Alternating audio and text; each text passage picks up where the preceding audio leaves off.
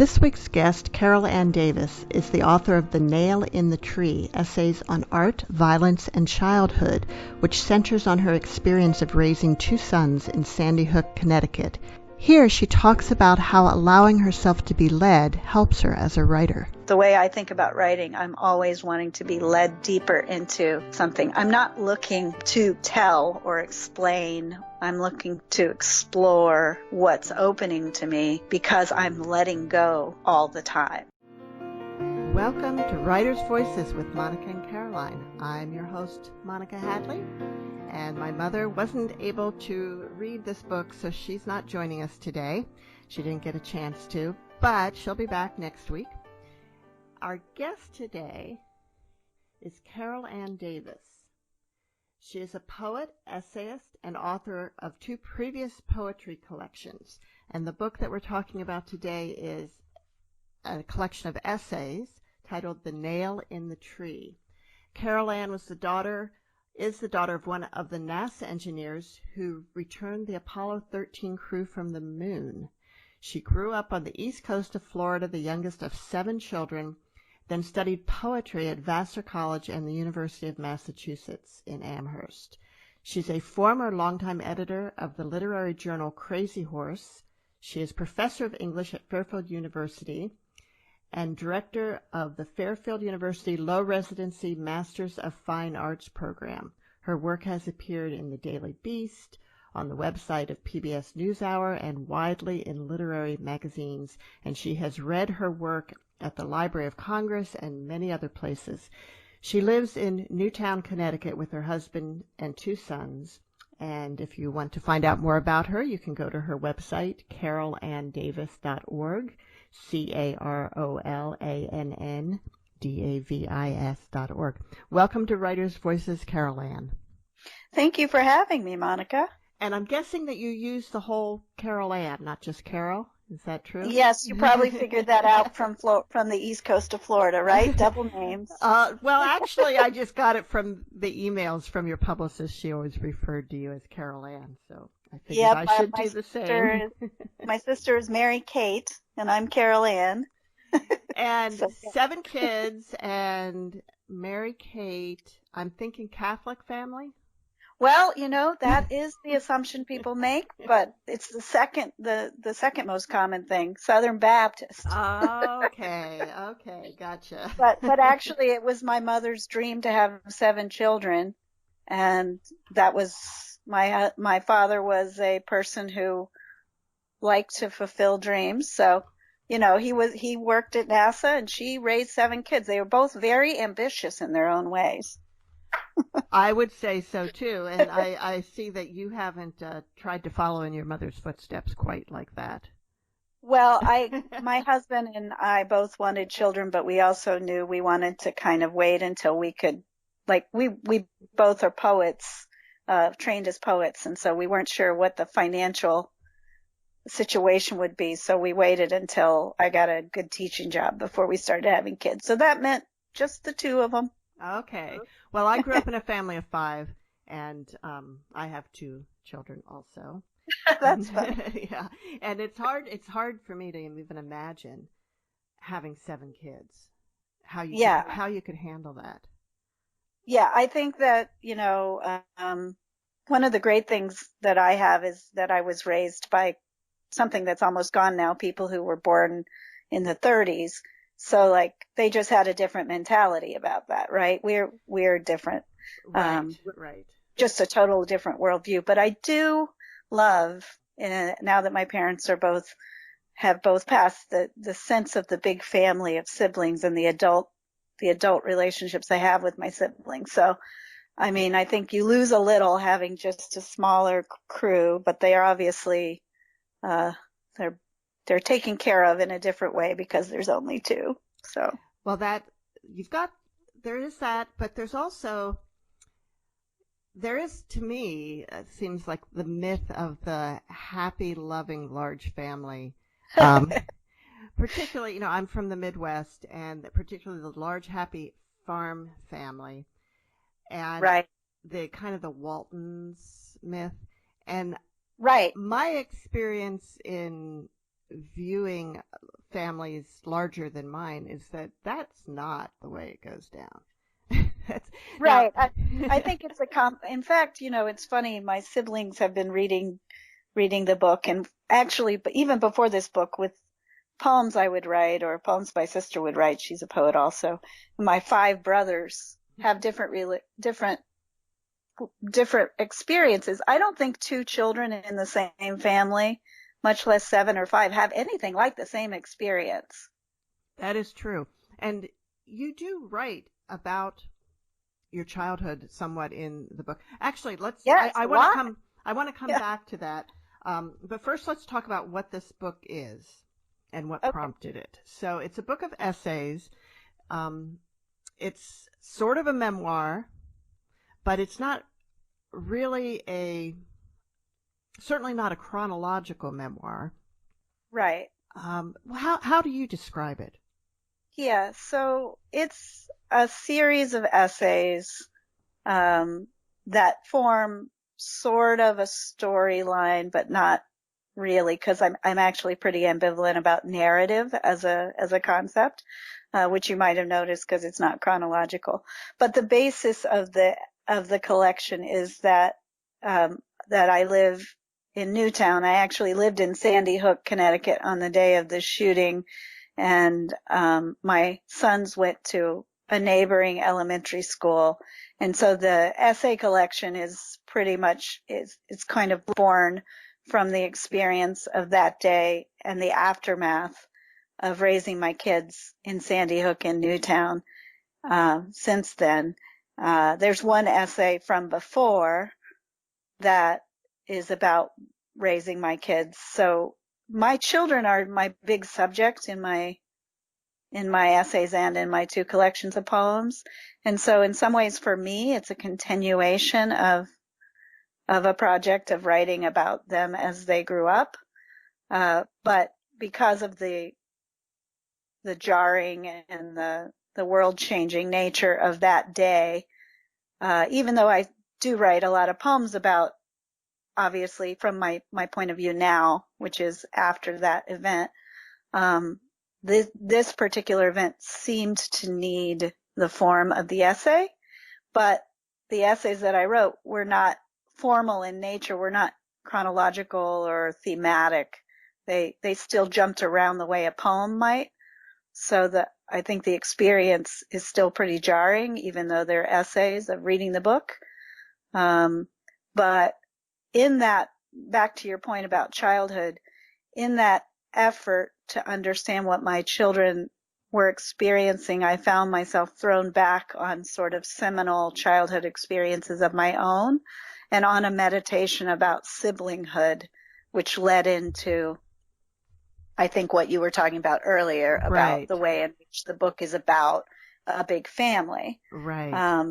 It's about what children go through. It's a meditation on the way in which trauma informs childhood and the way in which parents are kind of unable to stop that process from happening. Right. That things wash over children in a very different. Yeah. And in I think it might be in the first essay you talk about how you're talking about the trauma of that day, but you write and you repeat this, and this is what it is not to suffer that day. This is the not suffering happy ending story. Right. Do you think you could have even written this if you had been one of the ones whose child was killed at Sandy Hook? Well, I mean, obviously I have acquaintances and friends all over the circle of distance and proximity to those days. I was a writer on that day, I was a mid-career poet. And it takes everything I know about writing.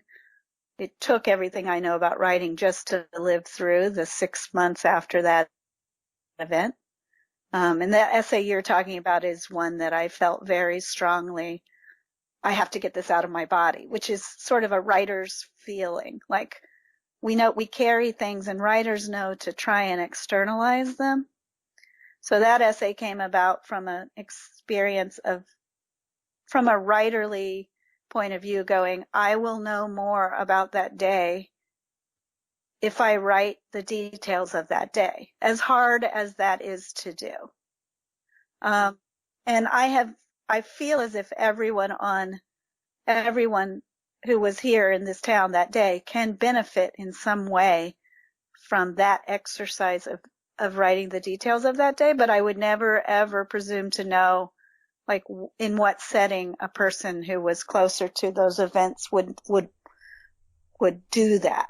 Do you know, like it may be Right. more therapeutic setting or but I do think getting these traumatic experiences out of our bodies and onto the page and even just into language and not like that you may have picked up, I'm sure you did, that a lot of what the book is about is acknowledging that language is actually a pretty imperfect vehicle for trying to even revisit these kind of experiences. There's just so much of it that's outside of language. Oh, yeah. That's why I was thinking, it's almost a memoir of feeling more than of event. Right. Yeah. And actually it's funny you should say that because I have a poem in my second book that says something like not what we know, but what we feel, like, and it's sort of an Ars Poetica about like what you're trying to do when you write is really not say what happened, but what it did to you.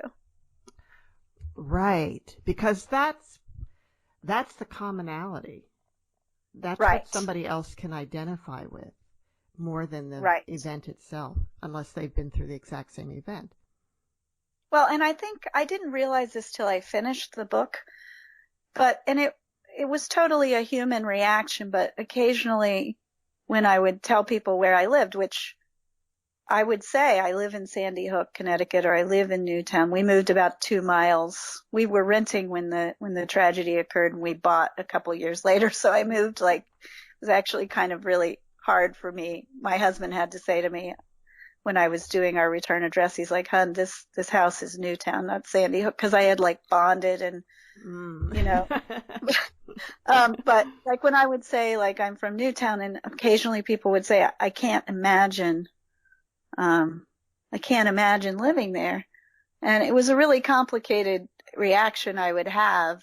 Not that I would share it with who said that because I understood where they were coming from, but the effort at imagining is sort of at the basis of all literature, right?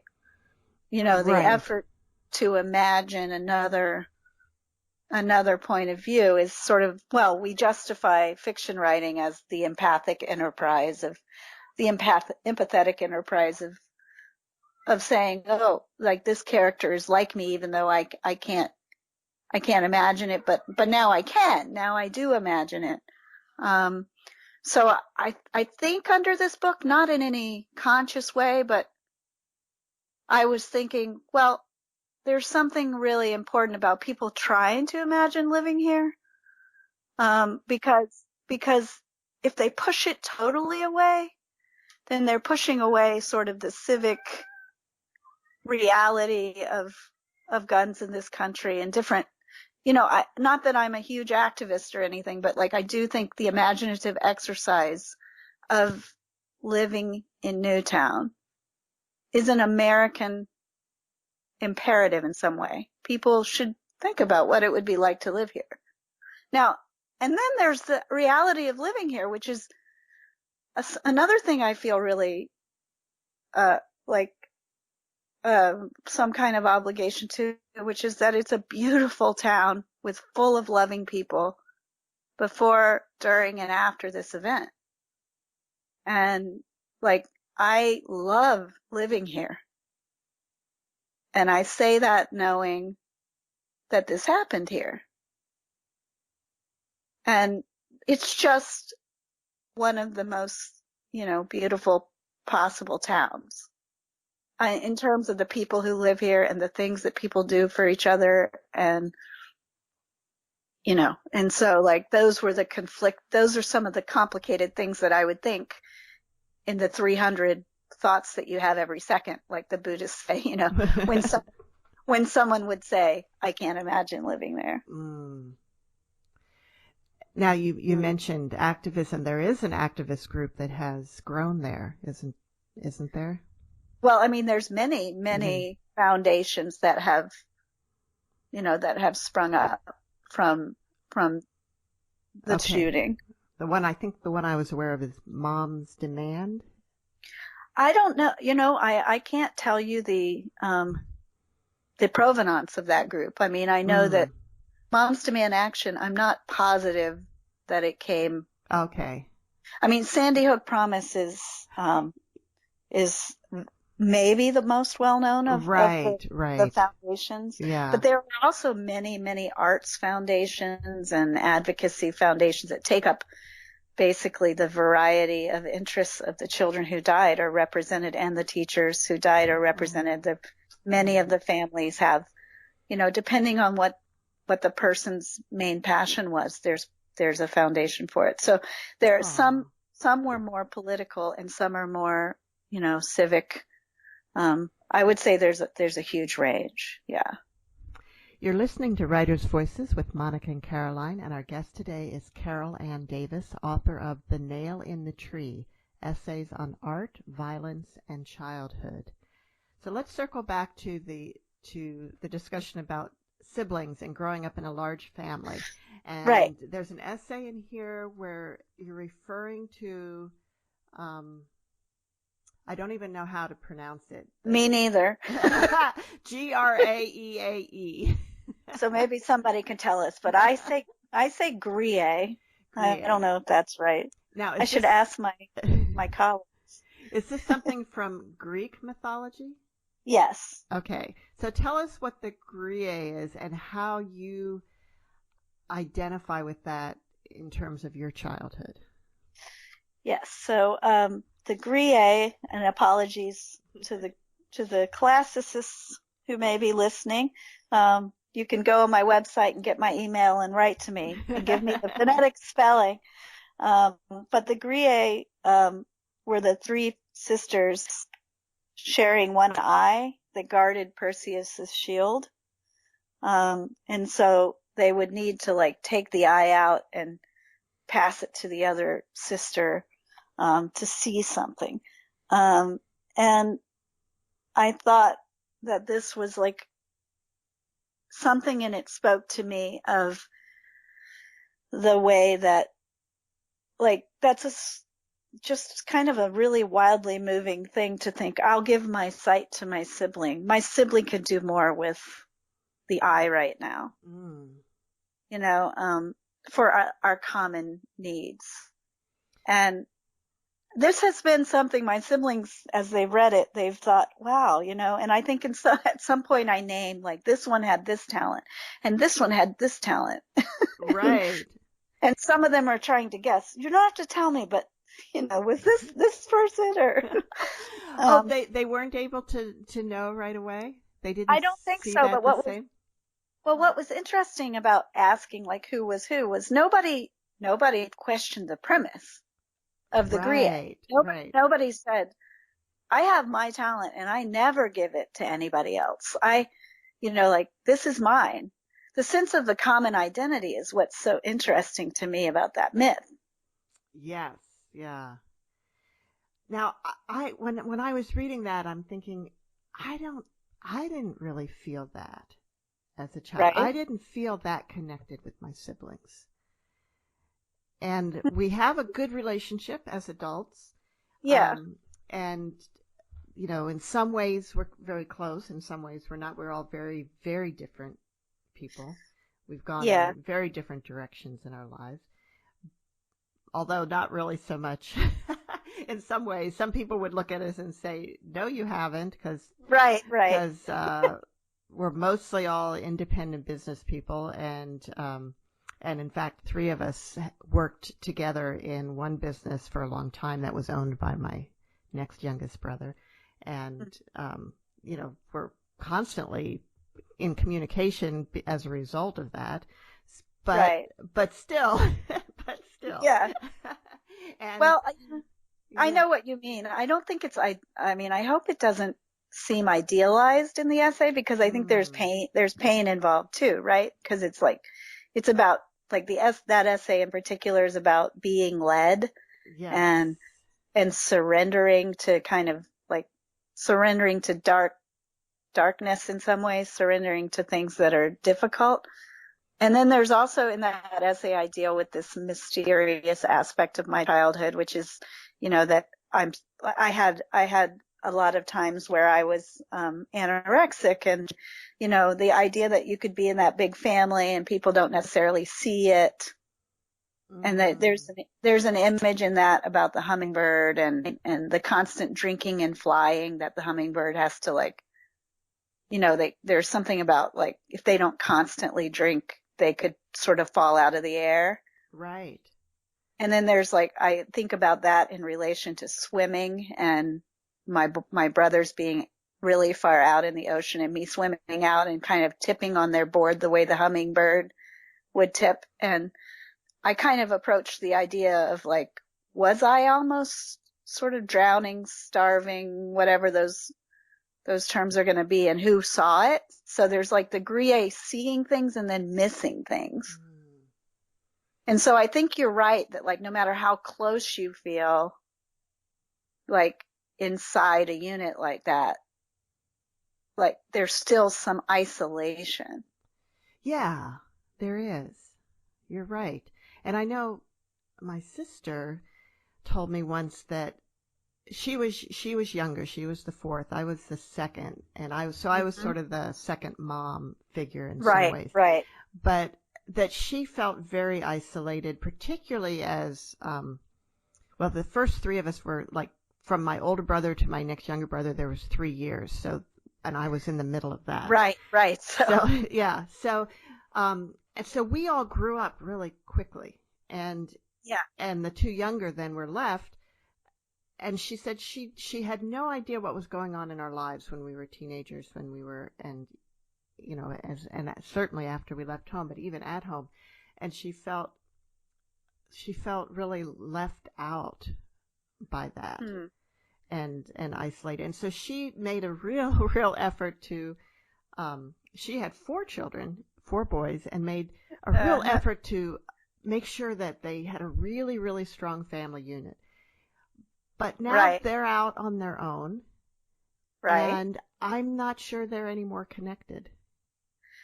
Well, I think, like, there's just somewhere else in the book I talk about this James Wright poem called A Blessing, and it's about these 2 ponies that these guys stop and see, and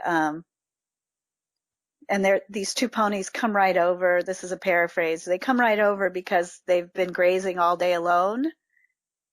And so the 2 ponies are obviously close. And then the line is, they love each other. There is no loneliness like theirs. And when I teach that poem, students often say, like, they love each other. There's no loneliness like theirs. What? And then we talk about how love is like, makes you aware of your isolation, because, like, you can never actually, like, be the other person. They love each other. There is no loneliness like theirs. For me with my siblings, I feel that there's those limits, and in families too, there's always tension between the individual and the group, right? So when you're totally yourself, and I often say this to my students, when you're writing, you can't be a daughter, you can't be a sister or a brother or a son. You can only be you. There can be collateral damage when you're writing because you're not, like, participating in the groupness of your family unit. So I think there's just a lot of tension around that. And we also have the sort of, I call it upper and lower family, the 3 older ones who grew up close together. Yeah. And then there's a middle child who he really is sort of a diplomatic genius. He can go he can be the youngest of the oldest or the oldest of the youngest. Ah. Yeah. Yeah. Yep. But I know I'm aware of the fact that I'm not part of those older three, but Mm-hmm. I kind of love how they are together. I don't feel a need to, you know what I'm saying? Yeah, yeah. And I also really love like my junior four, the four that I'm in, you know. Mm-hmm. Um, and these dynamics definitely played a role in our, you know, when our parents were dying and things, because my mother died 3 years ago. My father died in 2001. And I'm glad that I understood those dynamics could be useful, the upper and lower family, like during those experiences. Um, we were almost, How did that manifest? well, just that certain people were sort of back to the grille. Certain people communicated better or could lend their sight to other people. Mm. And my parents sort of assigned powers of attorney across those. So there'd be like like a younger and an older sibling, like a number one and a number two. And so there's just loving ways that those things over time can also, even though it may feel like isolation, there's really richness in the in the one-to-one relationships that one creates across those boundaries, I think. But also, um, I don't know, maybe it's a function of how big it is. Like we have seven, you have five. And so there's like, Yeah, there's if you're always in that, if you're in that lower two, it really feels smaller than that upper three, whereas the three and four doesn't feel that way. I don't know. that is true. Plus the lower two were further apart in age.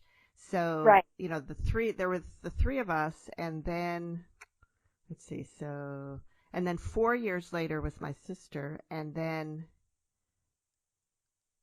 was that what it was? 63. No, 3 years later was my sister, and then another 4 years later was the little one. So they weren't really close. The two younger weren't that close in age to each other.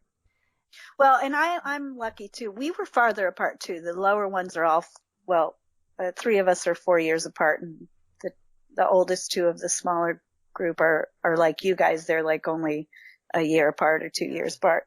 But I don't know. My brother Phil, who's 4 years older than me, I can see how that would have been difficult, the gender difference, Mm-hmm.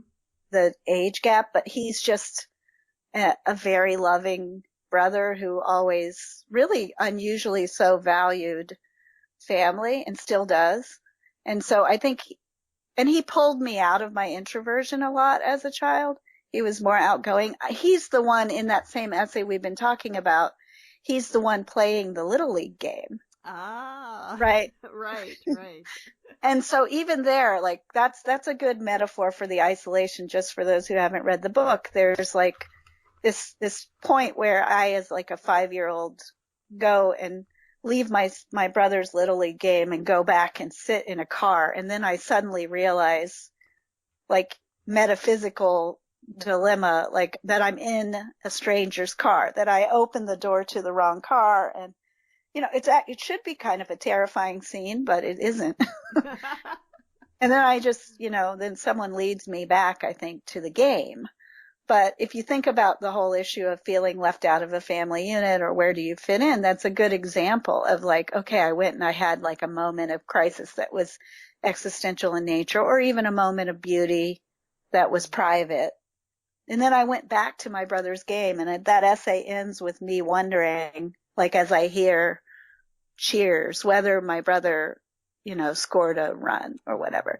And so I think like sometimes, especially Phil, my brother who's only 4 years older, but who's closest in age to me, like would pull me towards life or towards those more sort of family experiences, which if you think about a boy growing up in the 70s is pretty, you know, unusual that he was always connected. Yeah. You're listening to Writers' Voices with Monica and Caroline, and our guest today is Carol Ann Davis, author of The Nail in the Tree, Essays on Art, Violence, and Childhood. So throughout these essays, you have a lot of poetic references and artistic references. Mm-hmm. And I'm wondering, as you sit down to write an essay, like, are you starting with, okay, I want to express something about, um, about siblings, or something about, I don't know, what are some of the other, you say, Yeah. themes, and do Well, you go look for poetry and art that fits in that, or are you starting from, you have this piece of poetry and you think, I want to expand on what this poet is saying? I think that it's like a totally, I never ever have an idea in mind when I'm writing either an essay or a poem. I just go, with the poems, I generally go from a tiny scrap of language. And in the essays, I will just notice that I am living with something. I am living with an artist. I'm living with, I'm like continually looking at Arshile Gorky's paintings, or I'm reading, Aline Sissou is another big influence in this book. She's like a French theorist and essayist. And I'll realize that I'm thinking about this person art a lot. And then I'll realize that it's not a poem. And then I'll go, okay, I'll write a paragraph. See what I think. And then it kind of goes from there. And you'll notice the book moves sort of paragraph by paragraph. It doesn't really move essay by essay. Yeah, you're right. It does. Now that makes it. What would you say? You have to really be paying attention when you're reading this. Yes. So it's between that and the poetic language, it's a really hard read, I think, in some ways, because the language is also not normal prose.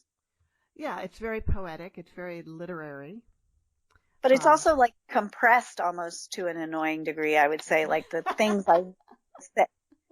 Like I noticed when I was proofing it, I kept wanting to put in like more these and A's, and I was like, no, the language is tight for a reason, I don't know that I would say it's annoying, but that's the author can say that. Right. As a writer, I tend to like spare language anyway, so to me it's appealing. So, and I've been slammed for it though. Well, I was worried, I was like, but then again, the subject matter there's an ethical dimension to the style of it that's like, okay, reader, stop and think about this. This is a big subject. This is an important moment in American history. If we're going to stop and go slow, Sandy Hook is one of the subjects I think we should be willing to do that with. Not that I put up barriers linguistically, but I think I did want a lot of space for people to stop, put the book down, decide to go back. Do you know what I mean? So like, I think the paragraphs being titled, sometimes there's like a paragraph and it has a title. Right. And then another paragraph and it has a title. You might just read one paragraph one day. Yeah. So, and really, because you have to really think about that paragraph. You do need time to think about it. And even I don't know everything. Like all this stuff we're talking about my brother, like those are not things I consciously think when I'm writing it. It's only when I reread that I go, oh my goodness, look how Philip is pulling me out of my isolation and back to the game, And that circles back to this theme of being led. Right. Which is that the same essay, the being led? Yes. Yeah. So, you were told as a child that you were gullible? Yes. And easily led? Well, so everybody called me gullible, and my father said, she's not gullible, she's easily led. He was like making a distinction. Okay. And what is the distinction? I think he was saying that there's a spiritual benefit to being easily led. Okay, so yes, because in many kind of spiritual traditions, you are supposed to it's considered ideal to let go of the will, Yes, surrender. surrender. And you also talk about how important that is in writing. Right. Can you expand on that a little bit? Well, so I was talking about I was almost talking about that when I was talking about living with a poem or a piece of language and then going, okay, well, now I'll go and I'll write a paragraph or, that's being led, in my opinion. You know, you're being led toward your subject or toward your preoccupation. You're allowing yourself to be led towards subject, toward even conclusion, like, you're not making conclusions. So the way I think about writing, I'm always wanting to be led deeper into something. I'm not looking to be, to tell or explain. I'm looking to explore what's opening to me because I'm letting go all the time. So, Carol Ann, would you read from one of the essays for us? Oh, sure. Let's see. I'm going to look inside the essay we've been talking about. Okay. I was looking at the way in which my own childhood and my children's childhood go together. Maybe I'll read this passage from this essay that we've been talking about. Is called The Practice of School Buses and Hummingbirds. And maybe I'll read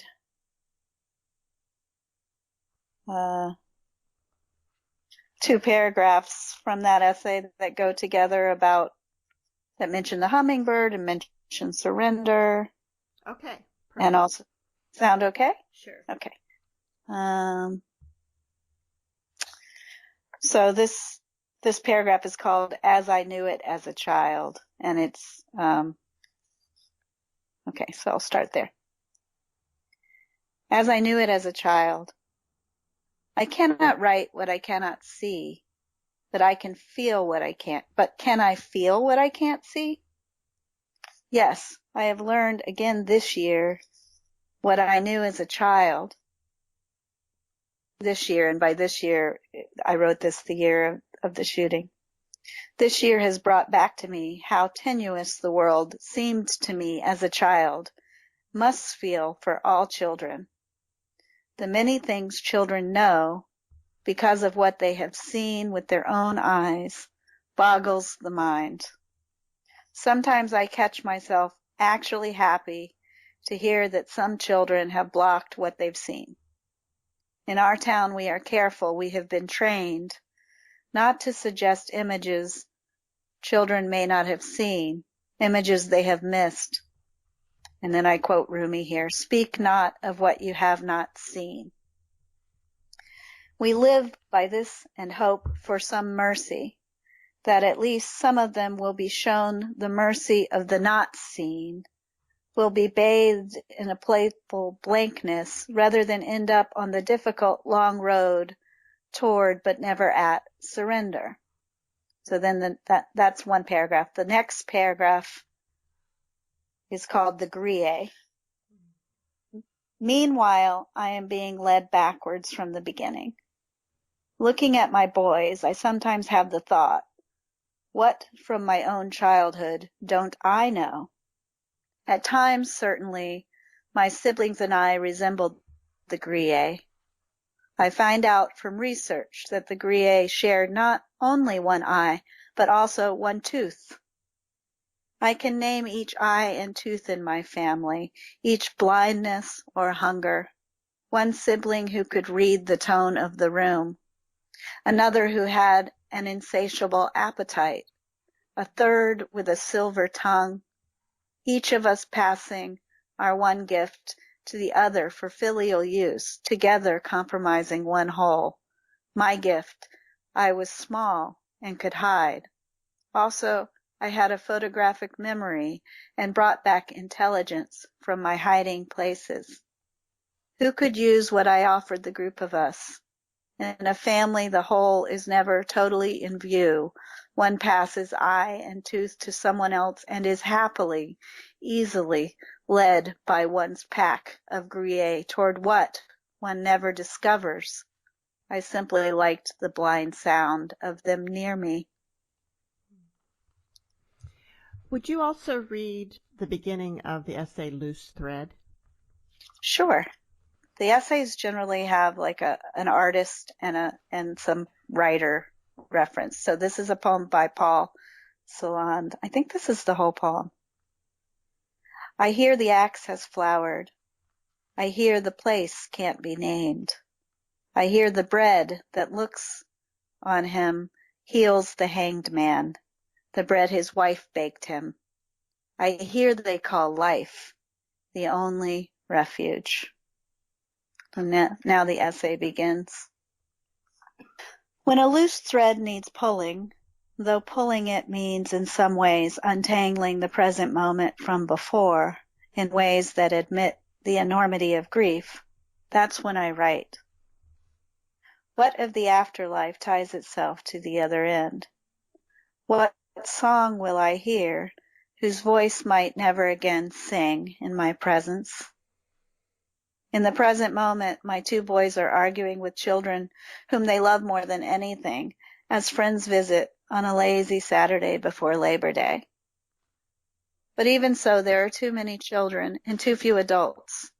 So after infractions only the children witnessed, our afternoons turn to a post-mortem of crimes that occurred when adult supervision lagged. The explanations dissemble into poorly understood grudges, willful misunderstandings. It's a drawn-out and deeply felt disagreement in which one holds tight to his grain of truth, the thing that escalated the argument, and the other accuses him of just making things up. Let the thread fall loose, I want to say. Love each other in short and fading light. All that knows you best, all that loves you back, is held within the walls of this room. Instead, the thread that needs letting go, pulls everything tight. After half an hour, it could cut a diamond, and does. The shining day, one of the last that will be crisp and warm enough for outdoor play before winter comes, any game, pick it and go, yet all of them opt to stay inside. When a loose thread needs pulling, sometimes don't pull. The way they argue over a narrative they all frame differently has me thinking about the ethics of language, how a narrative sometimes detaches the image from its surroundings. In the case of argument, images can be produced to substitute for reason, to provide a tidy narrative, or to illustrate a wrong deeply felt among many possibilities. The image's symbolism detaches it from the realities of the experience and from its original ethical framework. Soon what was real once, shared between friends, becomes an instrument of individual interpretation, the image standing in for a set of ideas, ordering a world that might rightly remain pleasantly disordered forever had the arguer not brought an interpretation to bear. Severed from narrative, the image could have a different life. In our small dining room, thick with discord, the image stays inside its narrative. Someone is lying and someone is telling the truth, or so the kids tell me. For now, each takes their individual truth into a different privacy to cultivate it, and when the children go home, they will leave unsure when they'll again play as easily with each other as they once had. Like the Apostle Thomas presented with Christ's scars, I remain unsure about the assumptions attached to the process of moving thing toward idea. I wonder if the children, asking their pointed questions, wanted answers but didn't mean to hurt each other as they asked them. Maybe Thomas, asking as he did to see the scars on Christ's hands, did not need proof of Christ's suffering, but instead wanted to experience that suffering himself, to be with the scar as if he was the scar, the better to participate in the suffering of his friend. I don't tell the kids this, but seeing that each has a scar, I wish they could find a way to share rather than nurse them alone. If friends agree on the real, what of the real might truce its way to common understanding? For some aspects of the real, such an understanding can be found, but aren't others, I don't know what to say, too sacred for interrogation? These children who spend their Saturday arguing mightily over soccer jersey have watched their playmates' parents pass by them disconsolate. Some have attended the funerals of friends. The number lost was higher than some could count at the time, higher than the older ones want the younger ones to know. Years have passed since the shooting at Sandy Hook School in our town. On this Saturday before the new school year starts, 5 Christmases stand between these children and that moment. And today, though their arguments seem trivial, their words have an edge. I don't pull that thread. And that was Carol Ann Davis reading from The Nail in the Tree, Essays on Art, Violence, and Childhood. So you mentioned early on that much of your writing is about your children. Yes. And I believe, based on what I can deduce, your oldest must be like 17 now, something like that. He will be 17 very soon, this month, yes. Has he read any of this, and how does he feel about it? Well, if you've had teenagers, you'll know that you don't always know how they feel about things. Well, that is true. But he has read. He copy edited this book a few years back. This book took a long time to come to press, although I'm glad it took this long. I was very I surrendered to that process. But a couple, I think 2 summers ago, so he would have been 14 or 15, he kind of proofed most of the book for me. In some ways, my older boy, Willem, is, I don't know, I guess they both are. In some ways, I was going to say this book is almost a lot about Willem, because that first essay is kind of, well, in this narrative, in this little passage I read about the older kids not wanting the younger kids to know certain things, is a dynamic in the book between my older son and my younger son, who had different paths to understanding the tragedy. And so for Willem, which in the first essay you find out that he finds out on the day of. Right. So in some ways, his experience of this book, I think, is tied up with his desire to understand he kind of propels in some ways.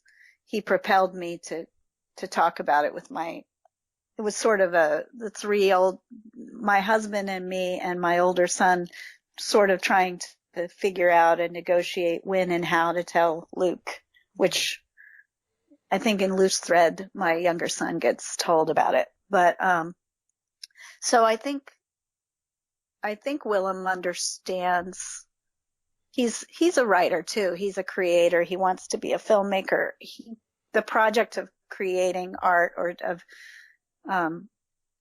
of externalizing these experiences is something that he gets.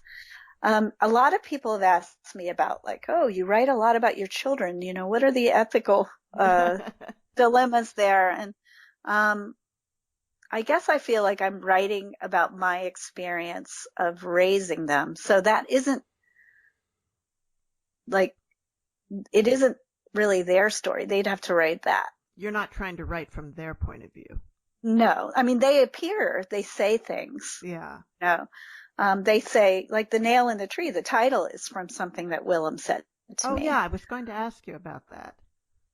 Yeah. So, that I tell this in the preface of the book, but that in the year following the tragedy, so he would have been 9, or maybe he had turned 10 by this point, but he said that the tragedy felt like a nail driven into a tree, and he's the tree, or we're all the tree, and, we're going to keep growing. And we're going to have to, in the end, you can't pull the nail out because that would hurt the tree more. Mm-hmm. So you have to kind of love the tree and you have to love the nail. Because the tree grows around the nail and yes, and kind of encompasses it. Yeah, eventually. Yeah. And so, I mean, I think he feels attributed, he feels in some ways I don't know if he's joking or not, but he doesn't remember saying that to me. And it's a very beautiful image. So he's sort of like, you wrote that image and you're saying, but in some ways for me, that's beautiful. That's the image itself. That's him. That's his big treeness growing over and covering the nail that he doesn't remember saying that. Yeah. Like that child sense of the world that I was reading about with the hummingbird essay. What don't you know that your child self did know? That idea. I'm watching him like grow over things that he knows. I mean, he knows them in his deep back brain, but he doesn't remember saying that to me. Oh, I really get that, because there's so much that children seem to come into the world knowing that they lose along the way too. Yes, that they forget. Exactly. And I wrote a song about that once, that had a word like something about the wisdom of ages in the child's eyes when they can't even say it, but you can see what they know. Yes. Yeah. And my daughter, when she was little, would tell these stories about, she'd say, well, when I was the mom and you were the kid, this is how we did things. Yeah. Yeah. And actually, Willem would say when he was really young, like my first book is about the year my father died and I became pregnant with Willem, and the sort of like weird way in which pregnancy and grief kind of interacted. And then when Willem was like 3, he would say, your father was so jolly. He had such a belly and you could lay your head on it and scratchy chin. And I was like, nope, yep, that's all right. And you could not know that.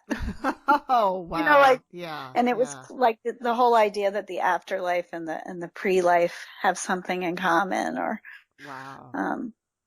that children have some kind of, and even I have a colleague who's a Jesuit priest. He's 83, and we have these amazing conversations. He was in the Middle East for 20 years, and he's just like sort of the definition of a seeker.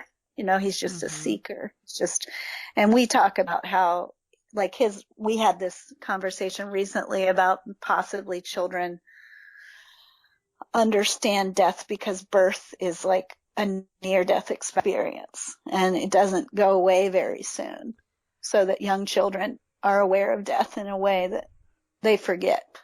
That makes sense. That really does. Yeah.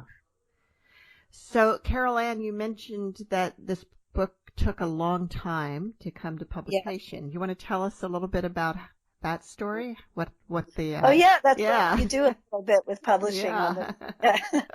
So I'm with a wonderful independent press called Tupelo Press. I'll give them a plug. You can find them at tupelopress.org. They're widely a poetry press, but they also do prose. And I was semi-ambivalent, as you can imagine, for many years about exactly what a book would look like that included material about Sandy Hook. I'm very, very protective, obviously, of Sandy Hook and my experience and my friends here. And so I wasn't even sure I wanted to publish anything. So there were years of me talking with my publisher about exactly what it might look like. So there was that. And then there's just the fact that independent presses only have a certain number of spots every year. And then there was some production pushback where it seemed like it got pushed a little. And then I decided to push it myself into the new year because I kind of didn't want it to come out late in the year. And I also had no desire for it to come out sort of at the anniversary of tragedy, because I feel like there's just enough. And I don't have a huge desire for attention to come to the town over this book. Not that it would. Independent presses are small things, but I just felt like I didn't want to. Yeah, you didn't want to be looking like you were trying to capitalize on it. Right. And Yeah. I think the book is kind of a strange animal if someone's looking for sort of prurient detail about, any kind of aspect of this event. It's just not a tell-all book in that way. And I don't think there ever will be one because it's just not who we are, or how the town processed Wow. and continues to process the event. So there's a ton of sacredness involved in approaching this book for me. Luckily, because it was a small press, when I said, can we just push it into the new year? They're like, sure, So some of it was that. Some of it was, me just being like, not this time of year. Now, some of these essays had been published before, correct? Yes, most of them, because that's sort of the way it goes in publishing, small press publishing, and also literary publishing. So like the Georgia Review had published a few of these, and I think most of them had appeared somewhere. And you've been an editor of a literary journal yourself in the past. Yes, I edited Crazy Horse, and I also at the moment I edit Dogwood, which is the magazine at Fairfield University, the literary journal. And how does that does that you're writing and you're editing, and do you flow seamlessly between the two, or do you have to kind of put on different hats for each of those tasks? Well, I would say there's kind of three different areas. They help each other, but they don't exactly interact. It's teaching, writing, and editing. So, teaching young writers and also teaching young editors. I do both of those. And then, so when you're teaching, you're trying to make students aware of sort of the craft elements that underpin the different genres, and also this idea of being led. You're kind of teaching them about that kind of surrender that writing requires. And you're encouraging them, and you're creating a community of writers that encourage each other. With editing, it's the opposite. And this is the worst, when I have like a student who's in my writing workshop, and then they come and they're in my editing class, and they start saying like, this could be a lot better if they just blah, blah, blah. And I'm like, if we were in a workshop with them, we would tell them that. But since we're an editor, we're simply going to write no. And they're like, but can't we send them a note? I'm like, nope. Our job actually is to reject this piece. Oh, wow. Oh my goodness. And then I'm like, and so you'll know when you get rejected that person is not personal. It's just their job to reject you right now because you're not ready. And they're going to have a teacher explain to them why, but you're not the teacher.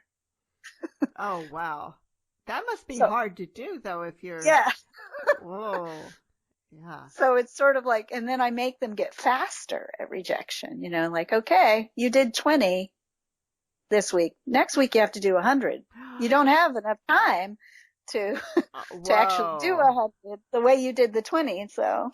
Oh my goodness.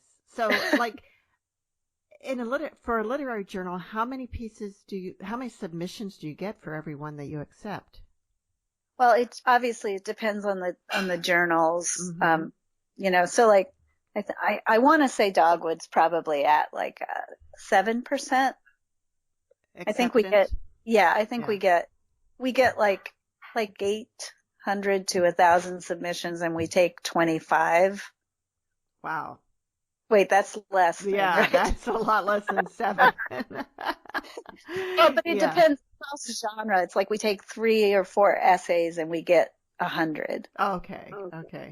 We take 15 poems or 20 poems and we get 400. Okay. But there are journals. I mean, Crazy Horse used to get thousands and thousands of submissions, and we had two issues a year. And yeah, I mean, it's pretty astronomical. Like I went up for a promotion a couple years ago, and I had to write to editors to get like their acceptance rates. And some of them are like, well, let's not put it in percentages. Let's say we take 30 poems and we get 4,000. Well, you can obviously do the math So and it's get like, the percentage. the math, it's more effective to be like, or like, yeah, I mean, some of them are like 0.0125%. Oh my goodness. Oh my goodness. Well, Carol Ann, this is another interesting topic we could go on about, Yes, but for sure. we are actually out of time. Okay. So thank you so much for being with us today. Thank you, Monica, for having me. And see you all next week on Writers' Voices.